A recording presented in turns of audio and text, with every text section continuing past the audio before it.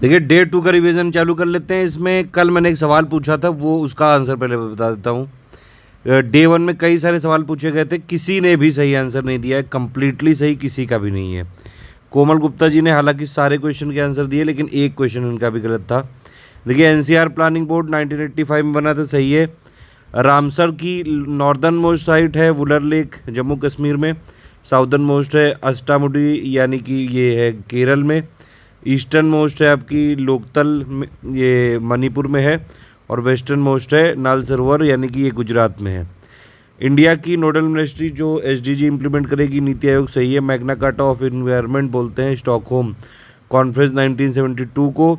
Ozone day 16 सितंबर को मनाते हैं, लेकिन 2021 की थीम अलग है। इसकी थीम है Montreal protocol keeping us our food and vaccine cool. ठीक है, यानी कि इस वर्ष का विषय क्या है? मॉन्ट्रियल प्रोटोकॉल, हमें हमारे भोजन और टीकों को ठंडा रखना। टीका ही बोल सकते हैं वैक्सीन को यहाँ पे शायद।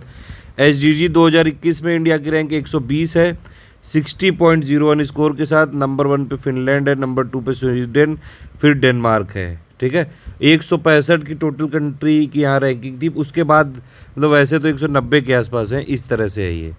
अब देखिए यहाँ पे कुछ इंपॉर्टेंट चीज़ें और डिस्कस कर लेते हैं। ये इन्वायरमेंट वाला अभी मैं कर रहा हूँ, अभी भी इन्वायरमेंट वाला ही कर रहे हैं। ठीक है, एक चीज़ आप लोगों से थोड़ी शिकायत है, प्लीज़ लाइक कर दिया करो यार। जो लोग देखा करो लाइक कर दिया करो, उसमें कोई वो नहीं, कोई जेब से आपकी पैसा नहीं छिन जा रहा है। ये वैसे भी वीडियो सीरीज़ ये एब्सोल्युटली एड फ्री भी होती है, मतलब आपको कोई डिस्टर्ब ना हो।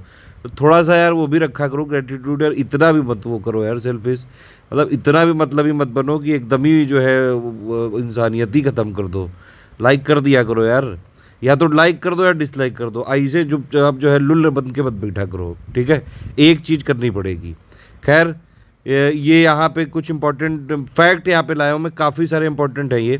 जैसे इंडिया कूलिंग एक्शन प्लान, ये 2019 में यहाँ पे मिनिस्ट्री ऑफ इन्वायरमेंट ने यानी कि इन्वायरमेंट मिनिस्ट्री ने लॉन्च किया था। ये मेन एम यही है कि भैया जो है कूलिंग की तरफ हम किसी तरह इंटीग्रेटेड विज़न लेके चलें। ठीक है, और अक्रॉस द सेक्टर्स, यानी कि चाहे वो बिल्डिंग बनाने में हो।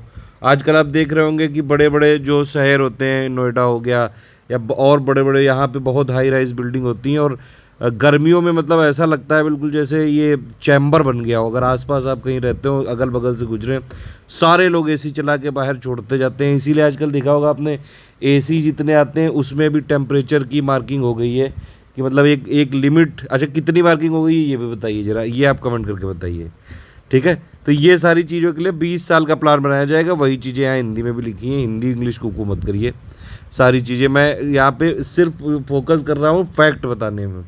क्योटो प्रोटोकॉल एक बहुत इंपॉर्टेंट है एग्ज़ाम के लिए, कई बार अभी तक पूछते हैं। देखिए क्योटो प्रोटोकॉल से रिलेटेड पहले इसको जूम करके बता देता हूँ कि है क्या चीज़। देखिए क्योटो प्रोटोकॉल एक इंटरनेशनल ट्रीटी थी जिसने 1992 का जो United nation framework convention on climate change यानी कि UNFCCC, ठीक है, जिसमें कि कुछ स्टेट्स जितने भी, अब देखिए ये सब तो आपने पढ़ा ही होगा कि जो क्लाइमेट चेंज के कई सारे नेगोशिएशन हुए थे, उसमें जो डेवलप्ड कंट्रीज़ थी उनको बोला गया था कि भैया आप तो इतना कर चुके हो, अब जो डेवलपिंग है उनको करने दो, तो आप अपना जल्दी से रिड्यूस करो। तो वही सारी चीज़ें यहाँ पे हैं। ठीक है, ये क्योटो प्रोटोकॉल में ये उन्हीं से बोला गया था कि भैया अपने ग्रीन हाउस इमिशन को रिड्यूस करो।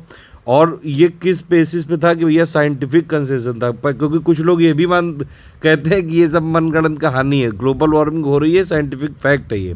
तो दो पार्ट में बेस था ये कि भैया global warming is occurring scientifically अगर देखा जाए। ठीक है, और दूसरी चीज़ ये कि ये ह्यूमन मेड जो मतलब मानव की वजह से जो CO2 कई सारी प्रोसेस में जनरेट होता है, उसकी वजह से ज़्यादा ये तेज़ी से हो रही है। तो इसके लिए क्योटो प्रोटोकॉल बनाया गया था। अब देखिए इसमें आता क्या एग्ज़ाम है वो समझिए। ये एक 1997 में तो ये साइन हुआ था, लेकिन ये इफ़ेक्टिव कब हुआ था ये पूछते हैं। 2005 में हुआ था, क्योटो जापान में ये लोकेशन में साइन किया गया था। ठीक है, ये एक इंपॉर्टेंट चीज़ है यहाँ पे। फिर इसका एक सेकंड पीरियड एक्सटेंशन भी कर दिया गया था 2012 से 20 तक का। पहला पीरियड क्या था 2012 तक का, फिर ये एक्सटेंड कर दिया गया 2020 तक का। इससे एक परिभाषा निकल के आई थी कि भैया ग्रीन हाउस गैस कौन कौन सी होती हैं। तो इसमें पहले 6 ग्रीन हाउस गैस थी एनेक्सर 1 में, एनेक्सर ए में सॉरी। वो कौन कौन सी है? CO2, methane, nitrous oxide, hydrofluorocarbon, perfluorocarbon और जो है सल्फर हेक्साफ्लोराइड और नाइट्रोजन ट्राइफ्लोराइड। लेकिन एक दोहा राउंड हुआ था तो उसमें नाइट्रोजन ट्राइफ्लोराइड भी जोड़ दी गई थी। तो ओवरऑल अगर आप देखें तो ग्रीन हाउस गैस कितनी टाइप की होती है? बस इतनी जितनी ये लिखी हुई है, इसमें वाटर वेपर और जोड़ दो तो ये सारी हो गई ग्रीन हाउस गैस। अब ग्रीन हाउस गैस के बारे में ये जो है ये काफ़ी इंपॉर्टेंट फैक्ट मैं लाया हूँ। हालांकि ये इंग्लिश में ही है, हिंदी में नहीं हो पाया, मैं बता दे रहा हूँ, सिर्फ आपको समझना क्या है वो समझिए। भैया देखिए, ग्रीन हाउस जो इमिशन है, ठीक है, सबसे ज़्यादा कौन सी इकोनॉमिक एक्टिविटीज़ होता है, इतना बस यहाँ पे इस ग्राफ से समझना है हमको, ज़्यादा कुकू नहीं। सिर्फ ये समझना है कि ये पूछा जाएगा एग्जाम में, क्वेश्चन क्या आएगा कि ग्रीन हाउस किस सेक्टर से सबसे ज़्यादा, जो ग्रीन हाउस वाली जो गैसेज होती हैं वो किस सेक्टर से सबसे ज़्यादा उत्सर्जित होती हैं।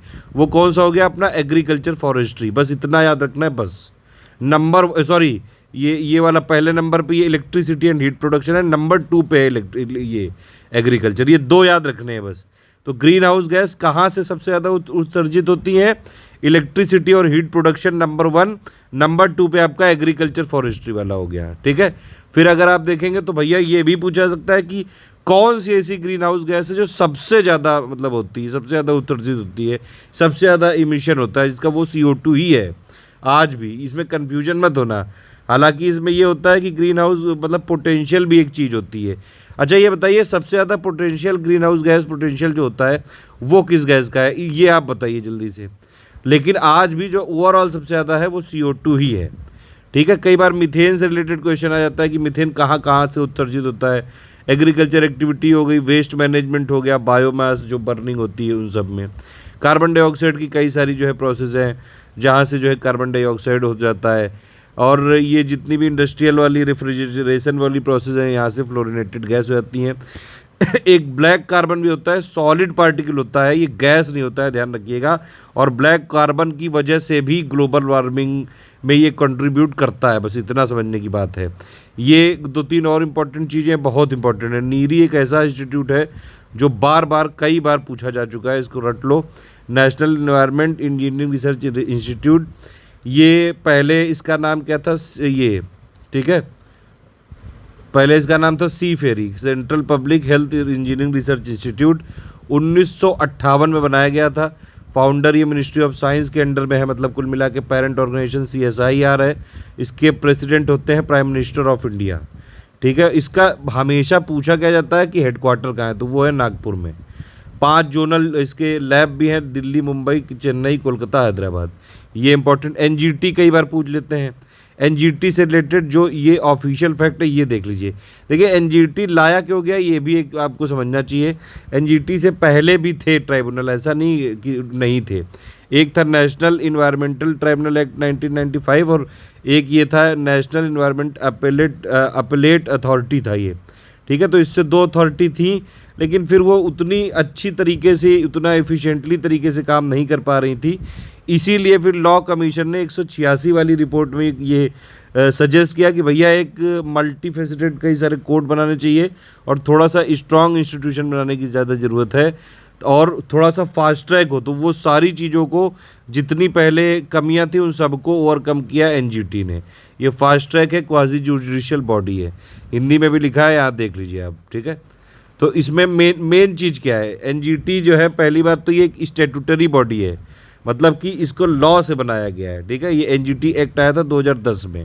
पहली चीज़ ये है, ये इन्वायरमेंट के लिए है, ये तो सबको पता है। मेन चीज़ क्या है जो हमेशा क्वेश्चन में पूछते हैं फंसाने के लिए, कि ये CRPC के प्रोसीजर से बाउंड है, ऐसा नहीं है, साफ साफ लिखा हुआ है। ये क्या है, ये मतलब प्रिंसिपल ऑफ ये नेचुरल जस्टिस के हिसाब से NGT अपना काम करती है, ये ध्यान रखिएगा, ठीक है। तो ये NGT का ये सबसे इम्पोर्टेंट मतलब पॉइंट है, नेचुरल जस्टिस याद रखिएगा, ठीक है।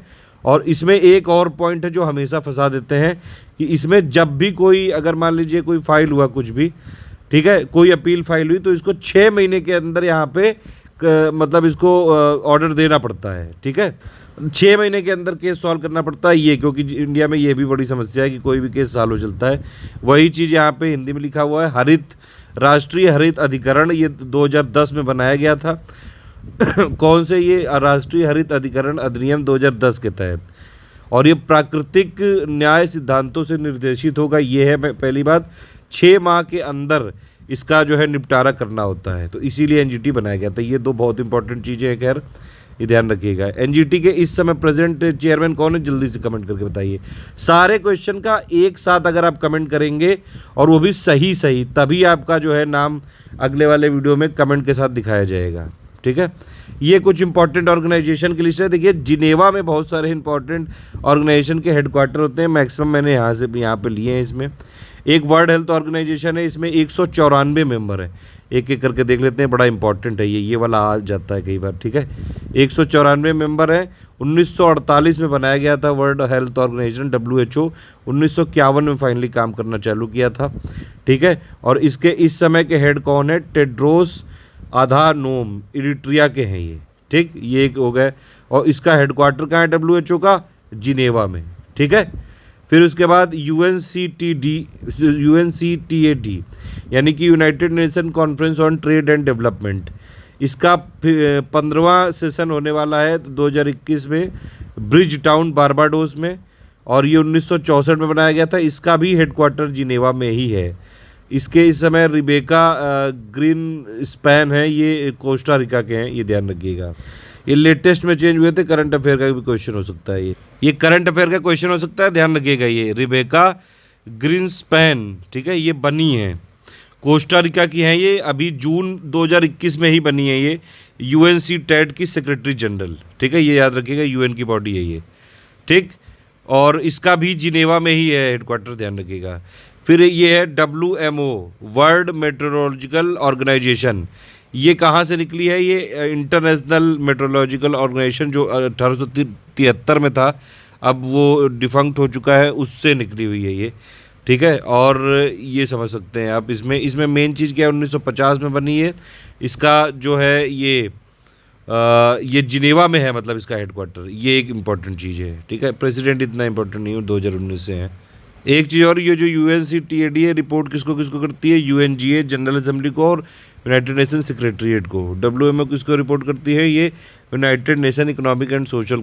कुछ और इंपॉर्टेंट ऑर्गेनाइजेशन बता देता हूँ आपको। ये वर्ल्ड इंटेलेक्चुअल प्रॉपर्टी ऑर्गेनाइजेशन, ठीक है, वीपो जिसको बोलते हैं, 1967 में आया था ये। थोड़ा जूम कर दें, कई लोग कहते हैं जूम कर दो।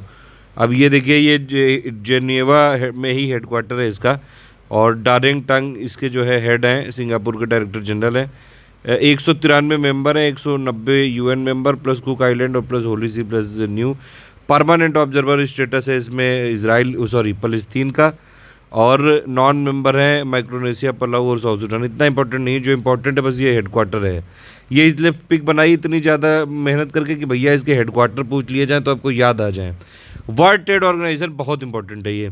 इससे पहले क्या था? GATT था। ठीक है, जनरल एग्रीमेंट ऑन ट्रेड, नहीं sorry, general agreement on tariff and trade. ठीक है, तो ये 1995 में बना है। WTO ध्यान रखिएगा, और इसका हेडक्वार्टर भी जिनेवा में ही है, ये भी याद रखिएगा।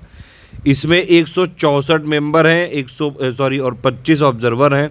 ठीक, इसमें सबसे इम्पोर्टेंट क्या है? इसकी अभी जो डायरेक्टर जनरल है वो बदली हैं। ये गोजी ओकोंजो इवियाला, बहुत लंबा नाम है भैया, आप देख लो खुद ही। ये नाइजीरिया की हैं कुल मिला के। ठीक है, अब ये देखिए, इससे इम्पोर्टेंट कई बार आ जाता है WTO से रिलेटेड। 1948 में GATT को इसने रिप्लेस करके आया था WTO। 1994 की मराकश एग्रीमेंट या फिर मराकश डिक्लेरेशन इसी से रिलेटेड है, उसी के बाद ये बनाया गया था। दोहा डेवलपमेंट राउंड, ये भी कई बार पूछ लिया जाता है किससे रिलेटेड है? WTO से ही रिलेटेड है। अफगानिस्तान 2016 में इसका लेटेस्ट मेंबर है। ठीक है, और ईरान और अल्जीरिया इसके नॉन मेंबर हैं, जो बड़ी कंट्रीज़ में से हैं। ये WTO के बारे में जरूर ध्यान रखिएगा, बहुत इंपॉर्टेंट चीज़ है ये। इंटरनेशनल लेबर ऑर्गेनाइजेशन, ठीक है, ILO जिसको बोलते हैं। ये देखिए, इंटरनेशनल लेबर ऑर्गेनाइजेशन है ये, और इसमें 187 मेंबर हैं। एक तो 186 UN वाले प्लस कुक आइलैंड। मेन चीज़ क्या है? 1919 में बना, और इसका भी हेडक्वार्टर जिनेवा में ही है। ठीक है, इसके डायरेक्टर जनरल गाय राइडर हैं, और ये ब्रिटिश हैं। नोबेल पीस प्राइज़ भी जीत चुका है 1929। जिनेवा में बहुत इंपॉर्टेंट है, मतलब जिनेवा एक ग्लोबल सिटी है। अब इनमें से बताइए कि ये जो 4 हैं ऑर्गेनाइजेशन, इनमें से किसका हेडक्वार्टर जिनेवा में ही है? Doctor without border, international organisation of migration, international committee of the red cross. ठीक है, ये डी है, सॉरी यहाँ पे डी होगा, और या तो ऑल ऑफ द अबव। इसका आंसर क्या होगा? वर्ल्ड इकोनॉमिक फोरम बहुत इंपॉर्टेंट है, जनवरी 1971 में बना, पहले इसका नाम था यूरोपियन मैनेजमेंट फोरम। इसका भी हेडक्वार्टर देखिए जिनेवा में ही है, इसलिए बताया है ये। क्लाउस श्वाब करके इसके फाउंडर हैं। अच्छा, ये वर्ल्ड इकोनॉमिक फोरम की आपने कई बार देखी होगी, कई सारी रिपोर्ट आती रहती हैं। बताइए कौन सी फेमस रिपोर्ट जो है वो WEF यानी कि वर्ल्ड इकोनॉमिक फोरम से रिलेटेड है, जो जिसको ये पब्लिश करता है। ISO का भी हेडक्वार्टर जिनेवा में ही है, IPCC का भी हेडक्वार्टर जिनेवा में ही है, इसीलिए इसको लगाया है यहाँ पे। IPCC क्या हो गया? Inter governmental panel on climate change. ठीक है, IPCC 1988 में बना था ये, और इसका हेडक्वार्टर भी जिनेवा में ही है। 195 कंट्रीज़ के मेंबर हैं। पेरेंट ऑर्गेनाइजेशन कौन कौन है, किसने किसने मिलकर बनाया था? वर्ल्ड मेट्रोलॉजिकल ऑर्गेनाइजेशन यानी कि WMO ने, और UNEP ने मिल के बनाया था IPCC, ध्यान रखिएगा ये। ठीक है, लेकिन UNEP का जो हेडक्वार्टर है वो नैरोबी में है, ये भी ध्यान रखिएगा। 1972 में बना था, और ये स्टॉकहोम कॉन्फ्रेंस से बना था 1972 वाला, जिसको कि क्या 1972 वाले स्टॉकहोम को क्या कहते हैं? मैग्ना कार्टा ऑफ इन्वायरमेंट, क्योंकि उससे UNEP भी बना, इन्वायरमेंट डे भी चालू हुआ था, ध्यान रखिएगा। ठीक है, और ये UNEP का हेडक्वार्टर है नैरोबी में। इसके एग्जीक्यूटिव डायरेक्टर इंगर एंडरसन है, डेनमार्क के। इतना इंपॉर्टेंट, बस इतना इंपॉर्टेंट है मेनली। अभी 2 क्वेश्चन आपको दे रहा हूँ, जरा इसका करेक्ट आंसर बताइए। ये सबका एक्सप्लेनेशन के साथ बताइएगा। देखिए, project tiger, elephant, Ramsar convention और NGT को ये क्रोनोलॉजिकली अरेंज करिए, ये तो आप बता ले जाएंगे। इसमें समस्या होगी, कोई अगर अपने आप इसको सही बताए तभी जो है बताइएगा। क्या इस क्वेश्चन को कोई भी सही बता सकता था? मुझे तो नहीं लगता कि 0.01% लोग भी इस क्वेश्चन को सही बता पाए होंगे, अगर आप गूगल ना करें तो। बिना गूगल के कोई इसको कर पाया सही? मुझे अगर ऐसा कोई कर ले, ऐसा कोई बिरला हो तो प्लीज़ ज़रूर कमेंट करिएगा। इनमें से किसका हेडक्वार्टर साउदर्न मोस्ट है? Wild life institute of India, Bharat का होगा यहाँ पे। ठीक है, ये जल्दीबाजी में किया है। नेशनल इंस्टीट्यूट ऑफ न्यूट्रिशन, राष्ट्रीय पोषण संस्थान, नेशनल इंस्टीट्यूट ऑफ आयुर्वेदा और national institute of forest management. तो ये है डे 2। छोटा सा रखा है क्योंकि कई लोग कह रहे थे कि इसको रेगुलर चलना चाहिए, भले ही छोटे छोटे वीडियोस हों। इसमें इन्वायरमेंट के 4-5 दिन लगा के काफ़ी सारे इंपॉर्टेंट जितने फैक्ट है सारे दे दूंगा मैं, और इनकी सारी पिक दे रहे हैं, लगातार टेलीग्राम में दे रहे हैं। ठीक है, अगर ये PDF के आपको लग रहा होगा कई सारी एक जगह है, तो ये देखिए मैं पिक भी दिखा दे रहा हूँ। देखिए, आप टेलीग्राम में जाएंगे, टेलीग्राम में जाइए और यहाँ पे देखिए सारी मिल जाएंगी आपको पिक। देख रहे हैं, पूरी UNEP ये हो गई। देखो, ऐसे देखते जाओ आराम से। 1 अगस्त 2021 के बाद की देख डालो। ऑल द बेस्ट है, जय हिंद। सारे क्वेश्चन एक ही जगह होने चाहिए। टेलीग्राम को जरूर ज्वाइन कर लेना, ये main study for civil services वाला। ठीक है, सारा जो है पिक यहीं पे मिलेगी, ये देख लीजिए, ये जो हमारा चैनल है। ठीक है।